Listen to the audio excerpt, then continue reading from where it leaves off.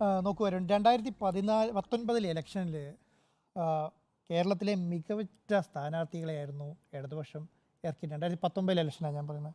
കോഴിക്കോടൊക്കെ പ്രദീപ് കുമാറിനെ പോലെ ഭയങ്കര മുതിർന്ന ബാലഗോപാലിനെ പോലെയുള്ള എത്ര MLA, രാജീവിനെ പോലെയുള്ള ആൾക്കാർ, ഇവരൊക്കെ വളരെ പി ജയരാജൻ ഭയങ്കര പ്രധാനപ്പെട്ട CPM-ൻ്റെ വലിയ മുഖങ്ങളെയാണ്. അന്ന് അവരെടുത്തൊരു നിലപാട് എന്ന് പറയുന്നത്, ഞങ്ങൾക്ക് സിമ്പിളായി ജയിച്ച് കയറാൻ കഴിയും എന്ന് വിചാരിച്ചിട്ടാണ് ആ ഒരു ഇലക്ഷൻ അവർ നേരിട്ടത്. അതിൻ്റെ ഒരു കാരണം എന്ന് പറയുന്നത്, രാഹുൽ ഗാന്ധി വരുന്നതിന് മുൻപാണ് അവരുടെ സ്ഥാനാർത്ഥി പ്രഖ്യാപനം. അന്ന് അവർ എതിര് പ്രതീക്ഷിച്ചിരുന്നത് ശബരിമല ഇമ്പാക്റ്റാണ്.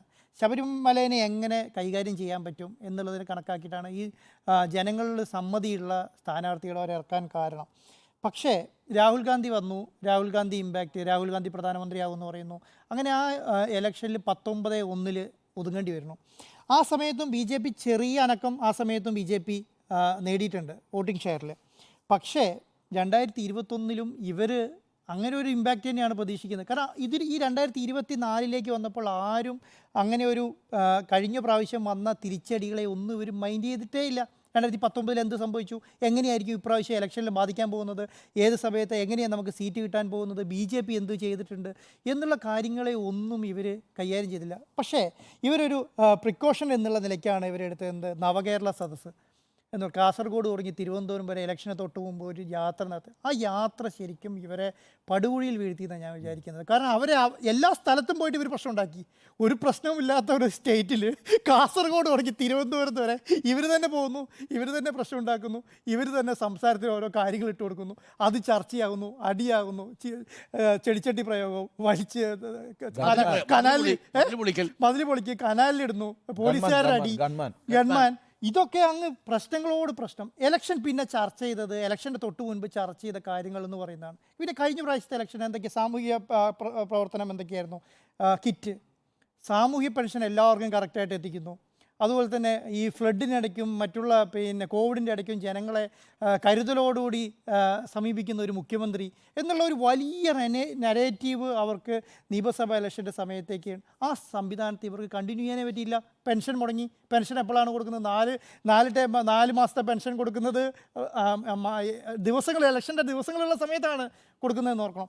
അങ്ങനെയുള്ള സ്ഥലങ്ങളിലെല്ലാം ഇവർക്ക് വലിയ വീഴ്ച പറ്റിയിട്ടുള്ള. പിന്നെ അതിനകത്ത് ഞാൻ കാണുന്നൊരു വേറെ ഒരു കാര്യം, നമ്മൾ സാധാരണ പറയുന്നൊരു കാര്യമുണ്ടല്ലോ, എന്താണ് ഈ BJP തീവ്ര ഹിന്ദുത്വ നിലപാട് സ്വീകരിക്കുന്ന, കോൺഗ്രസിനെ പോലെ മൃദു ഹിന്ദുത്വ നിലപാട് സ്വീകരിക്കുന്ന ആൾക്കാർ ആവശ്യമില്ല, അതുകൊണ്ട് ഹിന്ദുക്കൾക്കെല്ലാം BJP-നോടാണ് താല്പര്യം എന്ന് പറയുന്നത്. കേരളത്തിലും അങ്ങനെയുള്ള സംവിധാനങ്ങൾ വന്നു തുടങ്ങിയെന്നേ ഞാൻ പറയുന്നത്.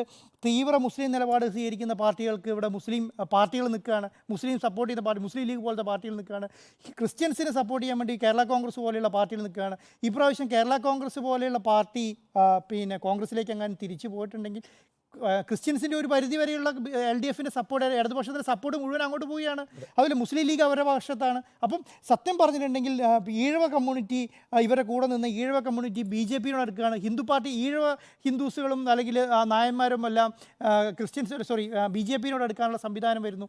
അങ്ങനെ നോക്കുമ്പോൾ ഈ പറയുന്ന ഇടതുപക്ഷത്തിന് ഒരു പൊസിഷൻ എടുക്കാൻ പറ്റുന്നില്ല. ഏത് പൊസിഷൻ? പണ്ട് ഇടതുപക്ഷത്തിനൊരു ചിന്താഗതിയും ഒക്കെ ഉണ്ടായിരുന്നു. ആ പറയുന്ന ഒരു പൊസിഷനിൽ ശരിക്കും ഇപ്പം ഇടതുപക്ഷത്തിൽ നിൽക്കാൻ കഴിയുന്നില്ല എന്നാണ് എനിക്ക് തോന്നുന്നത്. അപ്പം ഇങ്ങനെ വരുന്ന സമയത്ത് ഇപ്പം ഞാൻ പറഞ്ഞില്ലേ, ആറ്റിങ്ങൽ, ആലപ്പുഴ, തൃശ്ശൂർ, കണ്ണൂരൊക്കെ BJP-ൻ്റെ വളർച്ച നിങ്ങൾ നേരത്തെ പറഞ്ഞ പോലെ എത്ര വലുതാണ്.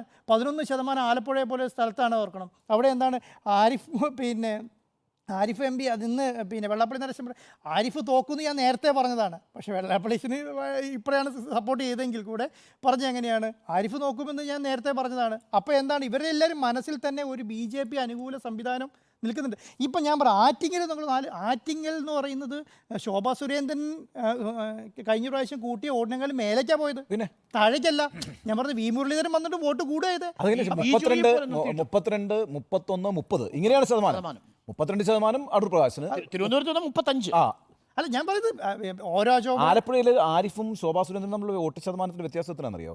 3.4%. അതാണ് ഞാൻ പറയുന്നത്. അപ്പം ഞാൻ പറയുന്നത് ഇടതുപക്ഷ നമ്മൾ സാധാരണ പറയുന്നത് എന്താണ്, കോൺഗ്രസ് വോട്ട് ബി ജെ പിയിലേക്ക് പോകുന്നതാണ്. ഇവിടെ അങ്ങനെയല്ല സംഭവിച്ചുകൊണ്ടിരിക്കുന്നത്. അതാണ് ഇവിടെ കേരളത്തിൽ സംഭവിച്ചുകൊണ്ടിരിക്കുന്നത്. ബാക്കി എല്ലാ സ്റ്റേറ്റിലും കോൺഗ്രസ് വോട്ട് ബി ജെ പിക്ക് പോകുമ്പോൾ കേരളത്തിൽ സംഭവിക്കുക ഇടതുപക്ഷ വോട്ട് ബി ജെ പിയിലേക്ക് പോവുകയാണ്. എന്ന് പറഞ്ഞാൽ കേരളത്തിലെ ഇന്ത്യയിൽ തന്നെ ഏറ്റവും വലിയ ഹിന്ദു പാർട്ടി, അല്ലെങ്കിൽ കേരളത്തിലെ ഏറ്റവും വലിയ റീജിയണൽ ഹിന്ദു പാർട്ടി ഏതാണെന്ന് ചോദിച്ചാൽ കോൺഗ്രസ് അല്ല, സോറി CPM ആണ് കേരളത്തിൽ.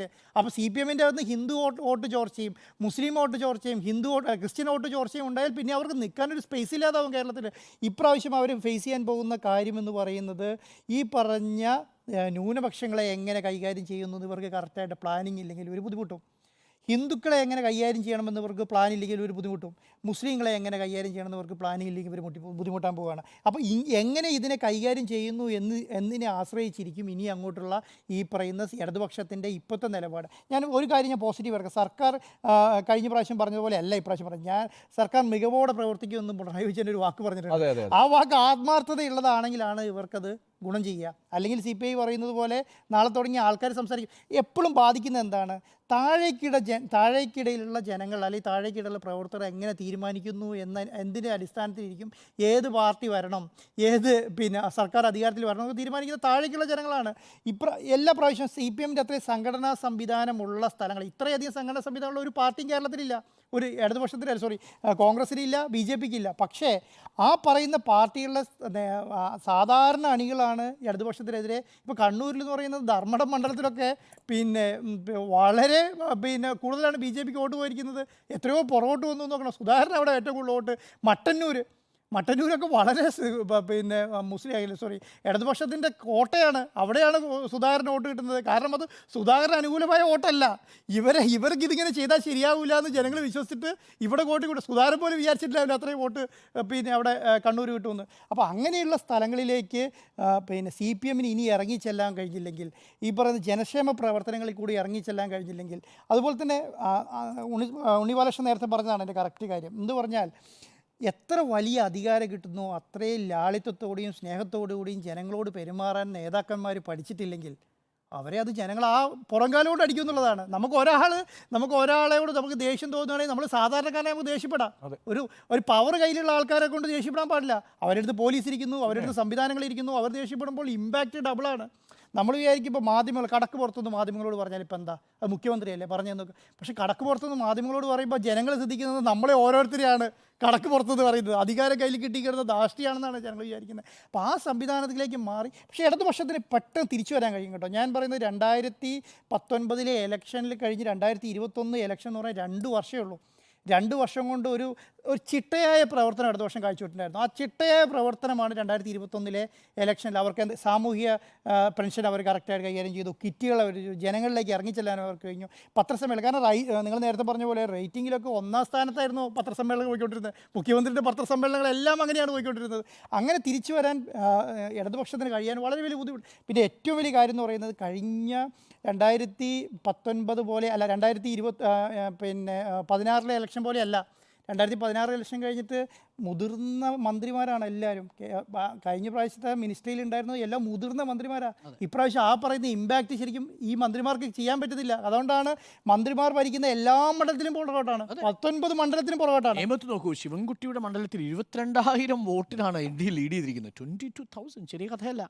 ഒല്ലൂര് രാജൻ്റെ റവന്യൂ വകുപ്പ് മന്ത്രിയുടെ മണ്ഡലത്തിൽ ലീഡ് ചെയ്തിരിക്കുന്നു. ഇരിങ്ങാലക്കുടയിൽ പറയാൻ വിട്ടുപോയതാണ്. കരുവന്നൂരിലെ വിഷയം ഈ തെരഞ്ഞെടുപ്പിൽ CPM-നെ ബാധിച്ചു, CPI-യെ ബാധിച്ചു.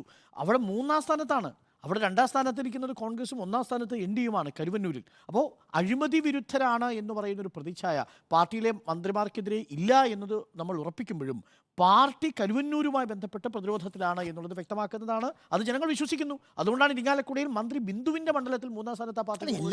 എല്ലാ മന്ത്രിമാരുടെ മണ്ഡലത്തിൽ ഓൾമോസ്റ്റ് പറയില്ല. പക്ഷെ അവിടെ നോക്കൂ, NDA മുന്നിലേക്ക് വരുന്നു എന്നതാണ്.